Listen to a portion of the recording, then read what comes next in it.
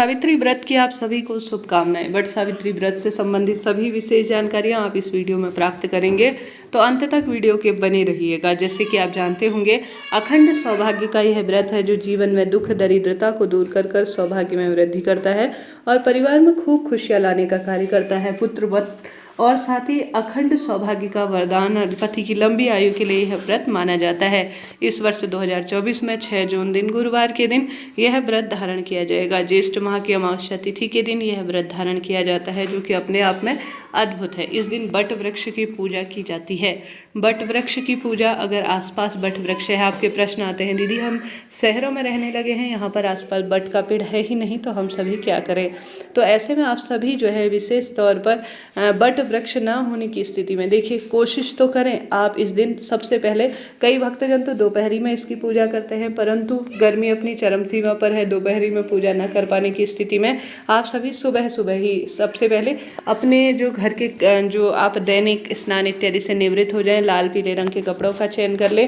साथ के साथ आप सभी विशेष तौर पर पूजा की थाली में कच्चा सूत, आप अगर जो है अलग अलग क्षेत्रों के अनुसार यह पूजा की जाती है, जैसे कि उत्तराखंड इत्यादि में तो सामान्य सरल सी पूजा, गणेश जी की पूजा करने के बाद बट वृक्ष की संपूर्ण पूजा कर ली जाती है। परंतु अलग अलग क्षेत्रों में जैसे पंखा लिया जाता है, चने भिगाए जाते हैं, गुलगुले बनाए जाते हैं, अपने क्षेत्र के अनुसार अलग अलग मान्यताएं हैं, उस अनुसार आप पूजा में सम्मिलित और पूजा की थाली तैयार कीजिएगा। इस व्रत और पूजा में कच्चा सूत बहुत महत्वपूर्ण होता है, जो कि आप वस्त्र के रूप में लेते हैं, वही आप सभी को लेना है।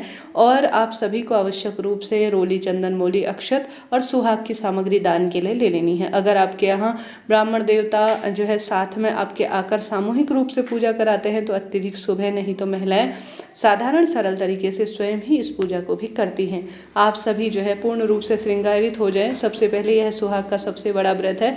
इस दिन आप सभी मेहंदी लगाएं, महावर, सिंदूर इत्यादि जरूर से लगाएं। लाल पीले रंग के ही वस्त्रों का चयन करें। जरूरी नहीं है कि नई ही साड़ी लेके आए, आप पुरानी साड़ी से भी जो है पूजा की जा सकती है, परंतु ध्यान रहे सभी वस्त्र पूजा में धुले हुए होने चाहिए। साथ के साथ आप सभी जो है अपने लिए बहुत अच्छे शुभ रंग के वस्त्र चुने, हाथ में चूड़ियाँ पहने, और जो सुहागिन महिलाएं हैं वही इस व्रत को धारण करती हैं तो ज़्यादा शुभ माना जाता है।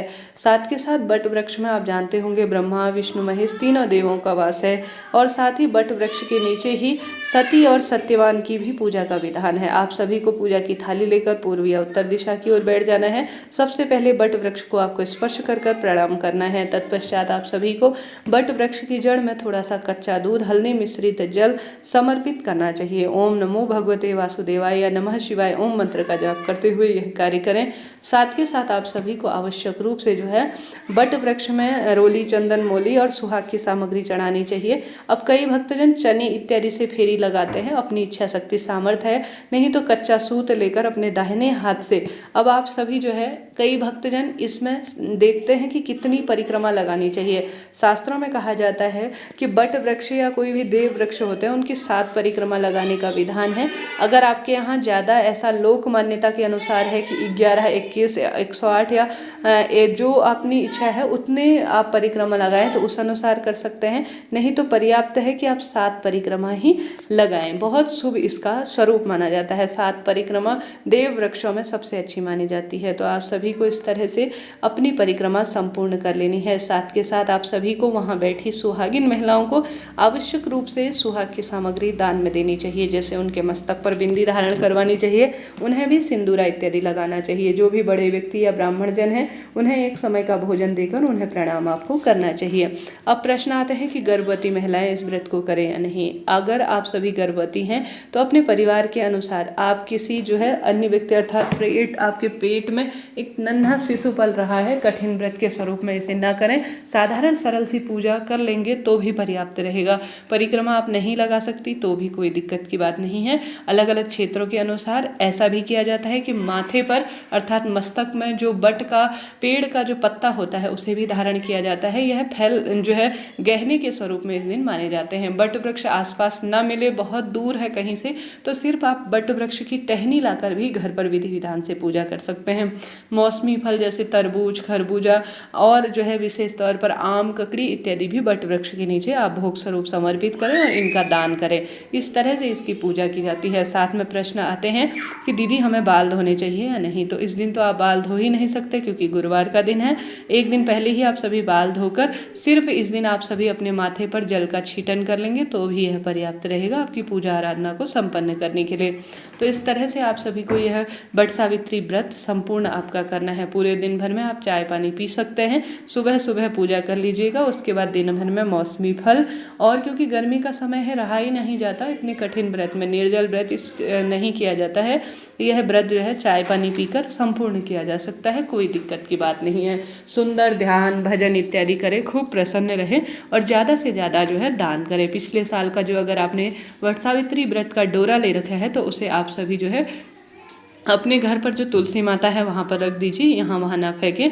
साथ के साथ वट वृक्ष में भी पुराना आप धागा बांध सकती हैं, नया वट सावित्री का धागा पहनना आरंभ कर लीजिएगा। तो इस तरह से आपको अपना वट सावित्री व्रत संपूर्ण करना है। पूरे दिन भर में प्रभु के नाम मंत्रों का स्मरण करें, जाप करें और शाम के समय ब्राह्मण देवता को एक समय का भोजन निकाल कर आप अपने व्रत को संपूर्ण कर लीजिएगा। आपकी इच्छा शक्ति सामर्थ्य है, आप मीठा भी खा सकते हैं सिर्फ जो है भोजन में, नहीं तो आप सभी जो है नमक इत्यादि का भोजन भी कर सकते हैं, परंतु जितना संभव हो शास्त्रों में वर्णित है नमक का प्रयोग ना कर मीठा ही भोजन करें। सबसे पहले आप सभी जो भी भोजन कर रहे हैं उससे पहले जो भगवान जी को आपने प्रसाद जो है समर्पित कर रखा है, जैसे अपने क्षेत्र के अनुसार चने समर्पित किए जाते हैं तो उन्हें खाकर ही आप जो है विशेष तौर पर व्रत खोल सकते हैं, नहीं तो अपने क्षेत्र के अनुसार आप सभी जो है गुलगुले इत्यादि जो प्रसाद भोग आपने बना रखा है वही पर्याप्त है आपकी पूजा आराधना को संपन्न करने के लिए। तो उसे खाकर ही आप सभी व्रत खोलिएगा। भूल चूक के लिए क्षमा प्रार्थी होते हुए आपने वट वृक्ष की विधि विधान से जैसी आपको आती है, जिस स्वरूप में भी आपको आती है उस विधान से आपको पूजा कर लेनी है। जीवन में खुशियाँ निरंतर आती रहेंगी और एक अलग ही तरह की परिवार में बरकत होगी। तो इस तरह से आपको वट सावित्री का व्रत संपूर्ण करना है। आप सभी आवश्यक नहीं है कि नए वस्त्र लाएं, नई जो है सुहाग की सामग्री आप ला सकते हैं अत्यधिक शुभ है, परंतु आप पुराने वस्त्रों से भी काम चला सकते हैं, परंतु सुहाग की सामग्री आपको जरूर से इस दिन खरीदनी है। एक दिन पहले ही आप खरीद लीजिएगा। अमावस्या के दिन ज़्यादा सुहाग की सामग्री खरीदनी शुभ नहीं मानी जाती। सोमवार, मंगलवार, बुधवार कोई भी शुभ दिन देखकर रविवार आप जो है देख सकते हैं, वस्त्र इत्यादि खरीद कर ला सकते हैं, सुहाग सामग्री खरीद कर डोरा इत्यादि लाकर घर पर रख लीजिएगा। तो इस तरह से आपको यह वट सावित्री व्रत करना है जो कि आपके जीवन को समृद्ध बनाने वाला होगा। वीडियो उचित उपयोगी रही हो तो लाइक करें, शेयर करें, सब्सक्राइब करें। वट सावित्री व्रत से संबंधित कोई भी आपके प्रश्न हो तो कमेंट्स के द्वारा पूछ लीजिएगा, सभी सवालों के जवाब आप प्राप्त करेंगे। वट सावित्री व्रत दोस्तों चमत्कारी है। जो भी महिला इस व्रत को करती है, हालांकि कोई अपने मनोकामना पूर्ति के लिए जैसे कि कुंवारी लड़की भी इस व्रत को कर सकती है, कोई दोष नहीं है, कोई दिक्कत की बात नहीं है, परंतु सौभाग्यवती ही महिला अधिकतर इस व्रत को करती है और खुशियाँ प्राप्त करती है।